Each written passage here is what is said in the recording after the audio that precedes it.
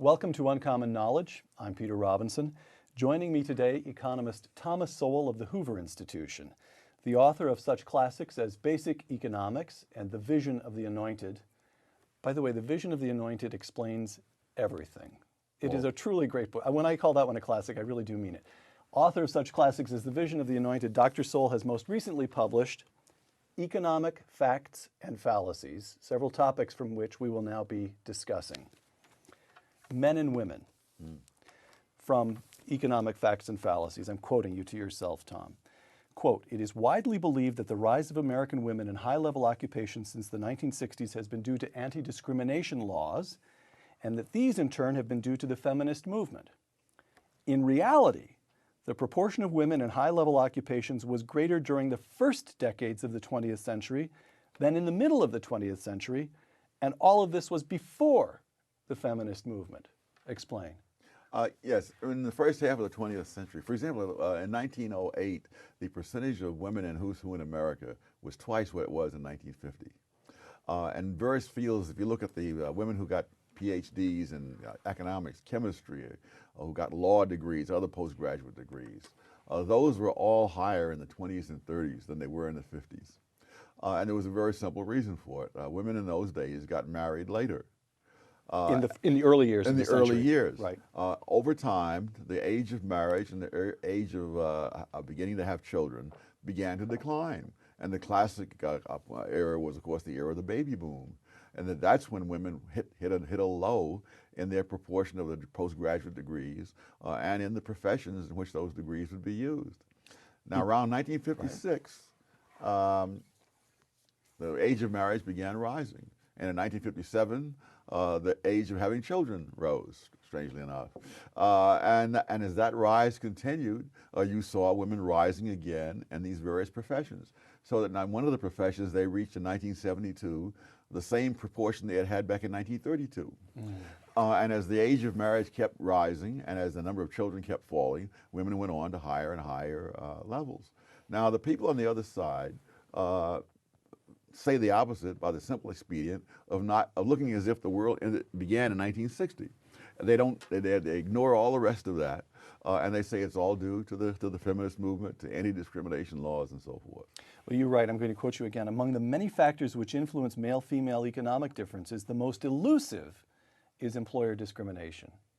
Yes, that when you correct for all the various factors, such as the number of hours worked, the continuous employment versus taking a few years out to have children and so on. You take all that into account, the differences between men and women become quite trivial.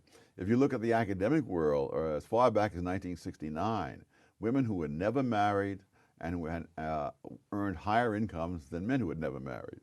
They became a tenured professor at a higher rate than men who had never married.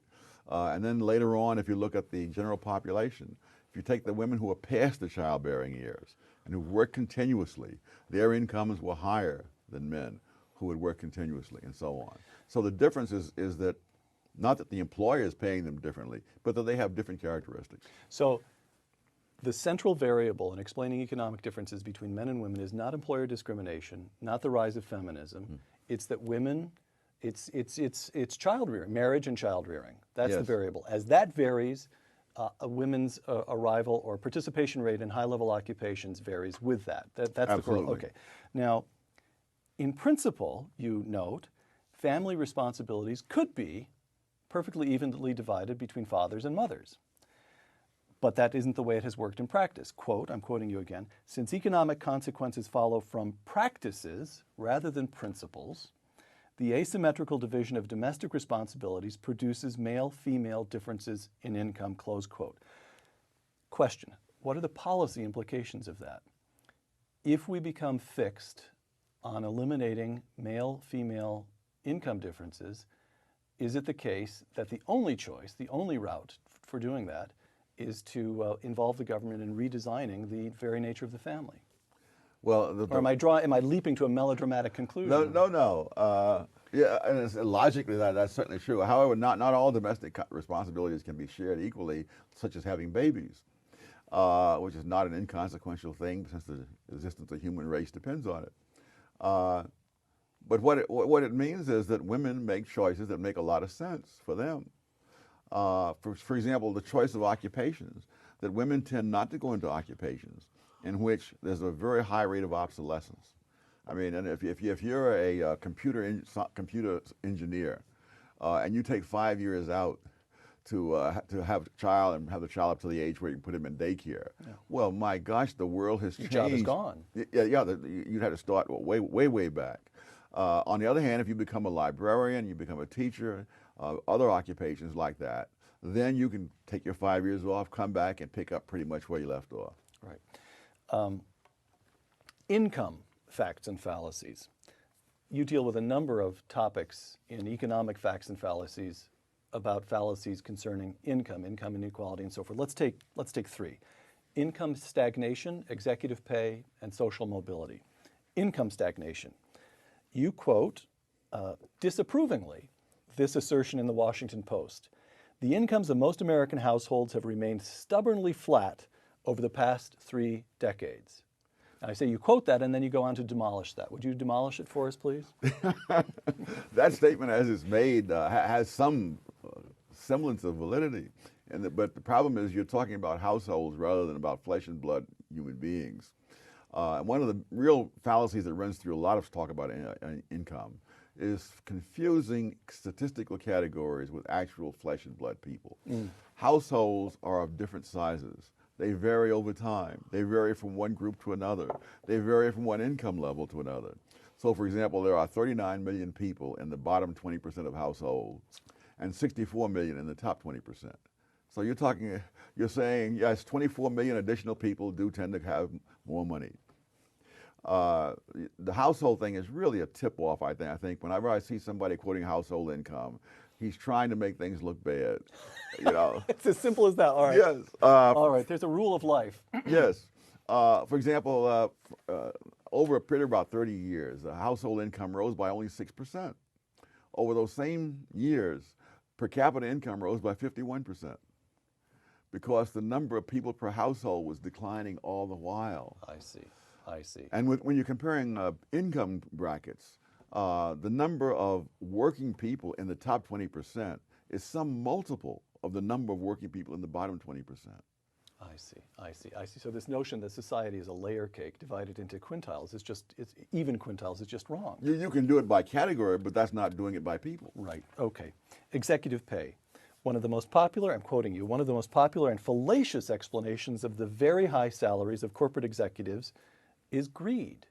Now, why is that a fallacious explanation? Because you could become the greediest person in the world, and it would not raise your income by one dime. I've tried it, actually, and it hasn't raised my income. So the question, what's the correct analytical point of departure for examining executive pay then? The question is not why they accept this money, but why other people are offering it to them. Right, all right.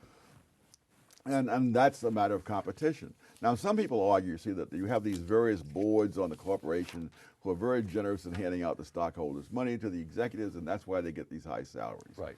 Now, if you wanted to actually test that against anything, you would say, all right, there are some corporations which are not owned by thousands of stockholders, owned by 2 or 3 huge financial companies, which have highly paid analysts to Yes. monitor exactly what's going on. Yes. All right. Though that's where the corporate CEOs get the highest pay of all. These people are, they have billions of dollars of their own money at stake, and they're not going to be penny wise and pound foolish to try to get someone for the lowest price. If the guy is the guy who's going to protect their billions, they'll throw him $100 million and consider it's nothing. Okay. Social mobility. Again, this is a passage you quote disapprovingly. It comes from the New York Times, so it does. They know how to write in an oracular fashion. It does sound as if they just come from interviewing God, and Yes. this is what He told them. It does sort of simply sound true. Quote, merit has replaced, this is talking about social mobility, class distinctions, and so forth. Merit has replaced the old system of inherited privilege. We begin with good news. However, it's the New York Times, so we will end with bad news. But merit, it turns out, is at least partly class-based. Parents with money, education, and connections cultivate in their children the habits that the meritocracy rewards. So even though we've replaced inherited privilege with meritocracy, now we discover that merit is inherited. Now, it does sound plausible. What's wrong with that as a matter of analysis? I can think of a number of heiresses and bimbos who would be an argument to the contrary, but I won't go that route. First of all, people aren't paid for merit. They're paid for productivity. You know, someone who had all kinds of handicaps to overcome, you know, might have a tremendous amount of merit just to end up as a trained carpenter. Right. And somebody who was born with a silver spoon in his mouth, sent to the finest schools that money could buy, may have no greater merit in becoming a brain surgeon. But that's not the point. The question is whether the brain surgeon's productivity is greater than that of the carpenter. So merit is really not part of it. But the other thing is that the question is, what are you trying to end up with? Are you trying to end up with the best qualified people doing the job or not? I mean, if I have to have brain surgery, and I'm told that the guy who's going to perform the brain surgery is the world's greatest brain surgeon, but he was born with a silver spoon in his mouth and had every privilege, and might have said, no, give me somebody, you know, who had to fight his way up and who had just barely made the cutoff. Well, suppose I don't know what the New York Times writer had in mind, but suppose I argue, let's follow the duty of charity and assume that what the New York Times reporter has in mind is a just society. Maybe let's suppose that what they want is a just society. And that is simply not useful in analyzing social mobility? No. It's not? No. It depends on what notion of justice you have. If you mean by justice treating everybody alike, we can go there. If you mean a society in which everyone has equal probabilities, not equal opportunities, equal probability of succeeding, I find that virtually inconceivable. There are so many thousands of factors at work that I find it hard to even imagine how all those factors could work out the same for everybody. And now what about equal opportunity? Equal opportunity, yes. But you see, you can have a society of equal opportunity. One kid's family sits around at dinner time and talks about sports, and the other kid's family sits around at dinner time and talks about science. And they do that for 20 years. And now they have an equal opportunity to get into Harvard. Who do you think is most likely to make it? Gotcha. Okay, we turn from income facts and fallacies to facts and fallacies. Let me say that again because I need to get it. Facts and fallacies concerning the academy. You deal with students and economic finances, but I'd like to deal first with faculties. First, this kind of overall statement that you make. Again, I'm quoting Economic Facts and Fallacies. Many people think of nonprofit organizations such as colleges and universities as free of selfish motives and therefore dedicated to the well-being of others, including society at large. This reminds me of the opening scene in the movie Animal House, where the camera pans across the campus and finds the statue of the founder of the campus and goes down to the base where the words are inscribed, "Knowledge is good," good for all of us. That assumption is seldom subjected to empirical tests, nor does it survive such tests very well when it is. Close quote. Explain. Well, one of the things that happens when you have faculty tenure is that the faculty can run the university for its own best interest, regardless of what that does to students. For one simple thing, the faculty tend to arrange the classes so that they will fit into convenient times for them. I mean, I don't exempt myself. When I was teaching and the department secretary would say, when do you want to have your classes? I would say, after the morning rush hour and before the evening rush hour. Apparently, I wasn't alone. And so you have all these classes crammed in between 10 a.m. and 2 p.m. And many students are unable to get the classes they need and the sequence they need in order to graduate on time. But the faculty, as convenience, trumps all that. There was what the provost at Stanford was saying last year, that we have all kinds of empty classrooms most of the time, and then that means you have to build more buildings in order to at tens of millions of dollars per building. That's right. To build the capacity just for between 10 and 2. That's right. That's right. Now, not however that you are disdainful of the principle of faculty self-governance, which you write is central to the operation of an academic institution. But in areas outside their expertise, including areas in which there is no such thing as expertise, Professors can simply indulge their personal prejudices at no cost to themselves. What do you mean by expertise and areas in which there's no such thing as expertise? Well, for example, in chemistry, there's obviously expertise. There's no way that even on a small college, there's any dean or president can know who ought to be teaching chemistry and what courses, chemistry, physics, math, economics, et cetera, et cetera. So the only sensible... That's left to the chemistry department. Yeah, and the physics and the math and economics and so on. But due to so-called faculty self-governance, they also have decision-making power over things in which it's just a matter of personal choice, such as ROTC. I don't know why some professor of French literature should be an authority on whether or not there should be ROTC on campus.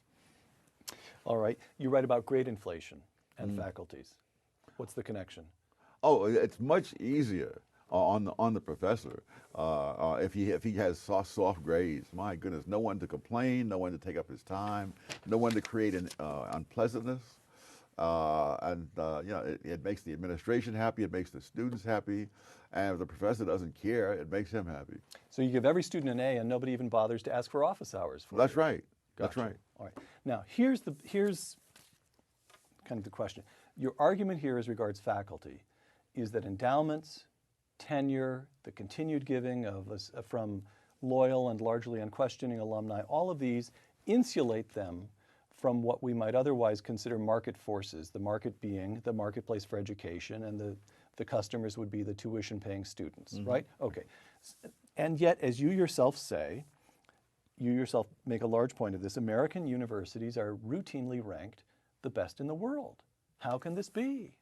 Oh, they're the best in the world at what they do. And what they do is research. Okay.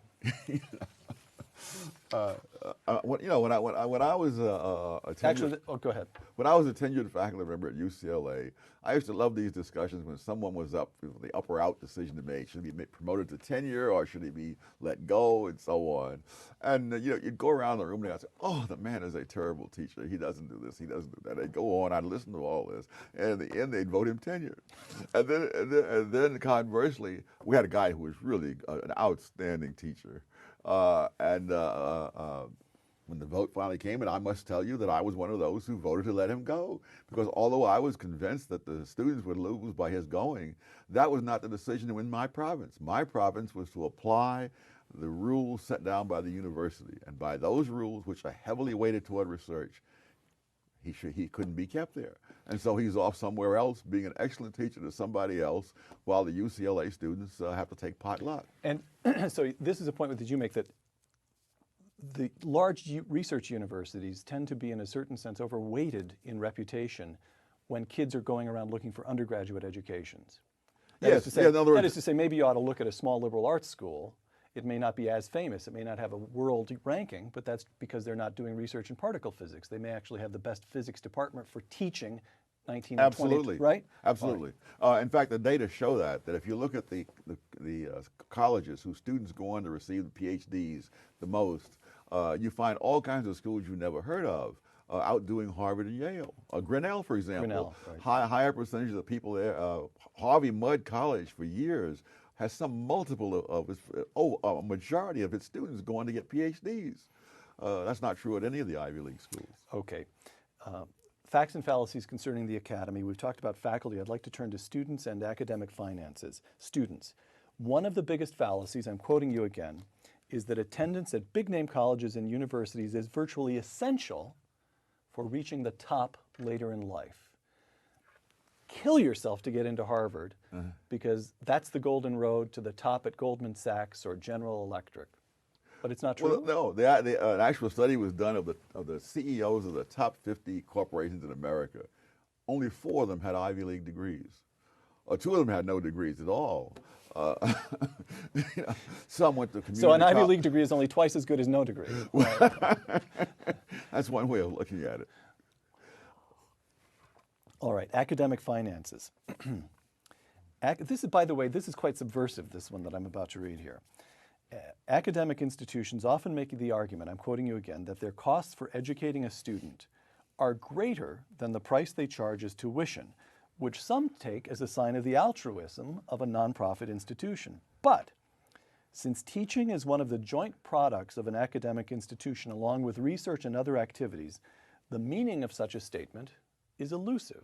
Close quote. Yes.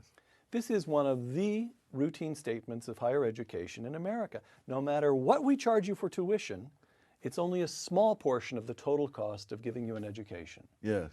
You're saying it's untrue, or you're saying it's simply an incoherent statement? It's an incoherent statement. It's like saying, what is the average cost of bacon? There is no average cost of bacon. Bacon is produced jointly with ham, pork chops, and pigskin. There's the cost of the pig, and any further division is meaningless. I mean, when I worked for AT&T, they had a huge book which broke down the cost of a telephone. And they showed it to me the first day, and I said, since there's no such thing as the average cost of a joint product, I will never have occasion to open that book. And the whole time I was there, it sat there and gathered dust. You have won Mr. Congeniality Awards throughout your life, haven't you, Tom? Now, query, how is it the case that across the academic scene, landscape in this country, tuitions have tended to rise at faster than any measure of the cost of living? They've risen faster than inflation. Why is that the case? Partly it's because the government subsidizes. I remember years ago talking to the president of a small college who said to me that if we were to keep tuition affordable, we would lose millions of dollars in government money every year, because the government has a formula, and if the tuition is within your range, then you don't get the government help. But if it's above the range, you do. Well, heavens, you know, the presidents of colleges can do arithmetic, and they know that the way to do it is to raise the tuition to unaffordable levels. Then the government brings in the millions. Now let me try an argument to see how persuasive you find it, and that is the rising productivity of labor. So that a faculty, name the position, teacher in English, chemistry, physics, as technology has permitted American labor to become more and more and more and more productive, even though the English teacher is doing the same thing that he or she did today that he or she did 20 years ago and 30 years ago and 50 years ago. English is actually a good example here because it's relatively unchanging. You're teaching Shakespeare today as Shakespeare was taught a long time ago. Nevertheless, it's a matter of the marketplace. Institutions have to pay more to hire that labor, that professor, precisely because wage rates throughout the opportunity cost. If they're not an English teacher, they could go to work for Intel, presumably. So the rising wage rates in the economy drive up costs in the academy.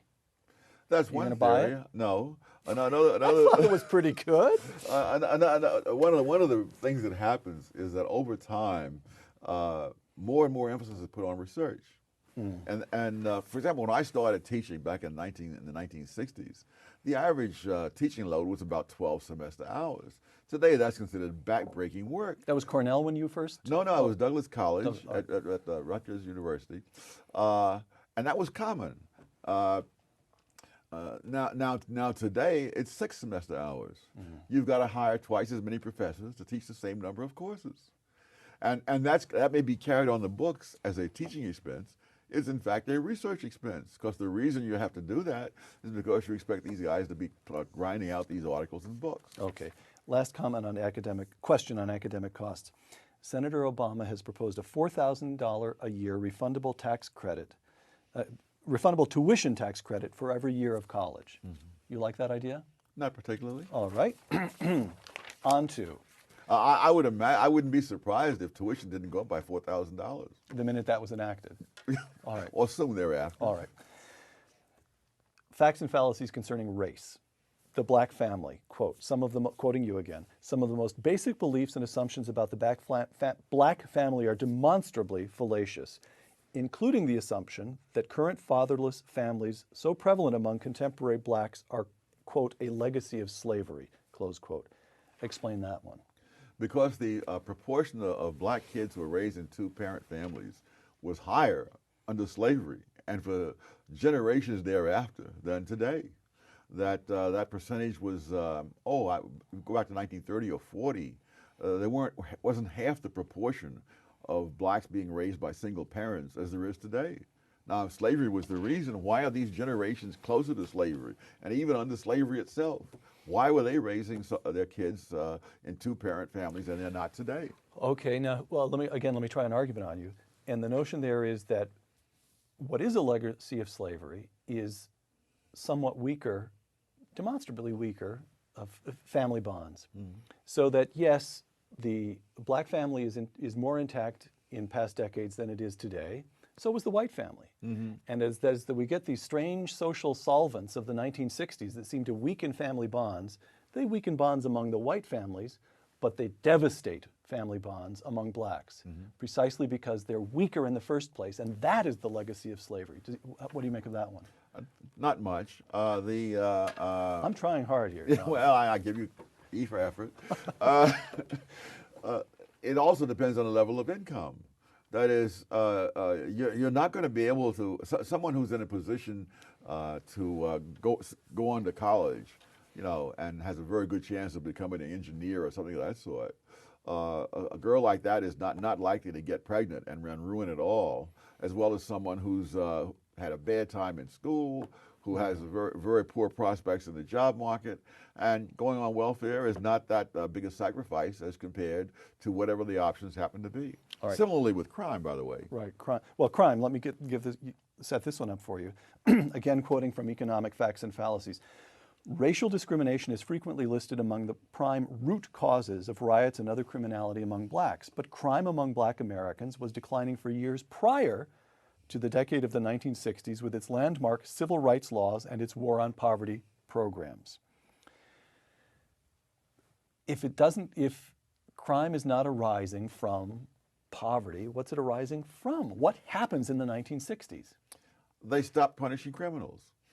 You know, the chance that a criminal would actually go to jail for a violent crime or any crime was much reduced in the 1960s. You begin to have all these changes in the law beginning at the Supreme Court, which becomes harder and harder to convict anybody of anything. And the sentences were shorter, and there were more, leniency in terms of parole and that kind of stuff. And of course, wherever you've done that in the world, including in Britain, for example, you see this huge increase. I mean, Britain was once one of the most law-abiding countries in the world. Today, Britain has a higher crime rate than the United States in most categories.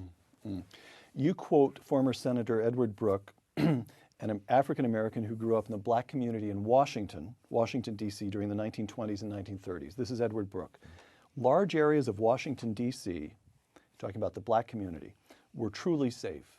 Families stayed together, neighbors helped one another, students were encouraged to study, and there were no drugs and no drive-by shootings.